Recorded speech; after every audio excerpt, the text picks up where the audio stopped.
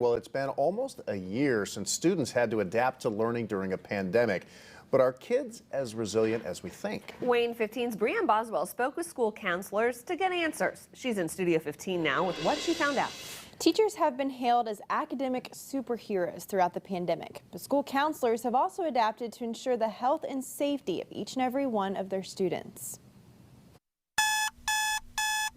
Whether waking up to get on the bus or to log onto the computer at the kitchen table, school looks different this year for every student. Local counselors from Fort Wayne Community Schools and Southwest Allen County Schools say that they see one struggle with students more than ever before: loneliness. Loneliness is different for everybody, right? Is it you miss physically being around them, or is it you miss having connections? It's been really hard for counselors as students feel this loneliness, and the suicidal ideation rate is up in Northeast Indiana. Anxiety is on the rise, depression's on the rise. I think that's the concern. Is it, or are we just more aware of it now? Are we just talking about it more? Because if we talk about it, we can get through it. One way or another, teachers, administrators, students, and counselors have gotten through it, one day at a time.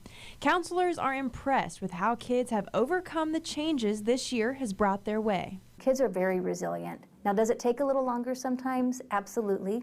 But as a school and as a community, if we continue to support them, they're going to be just fine. Honestly, kids are impressive, and every year they impress me for a different reason. Amongst a pandemic, especially so. I think resilient, definitely. One counselor believes that validating the challenges from this year might be exactly what students are looking for. I tell kids it's okay to be upset. It's okay to be, uncomfortable with things. Let's talk about it and learn from that. So I think that's where a lot of their stress is just those social ties that they want. But what they find is when they make those connections with kids, then they get the results that they're looking for. That students just need that extra connection. So they still feel part of the school, so they still have that one trusted adult. No matter what, counselors want students and parents to know that we're in this together and there are resources to get help. Wellness activities, and we really focus on that Wellness Wednesday.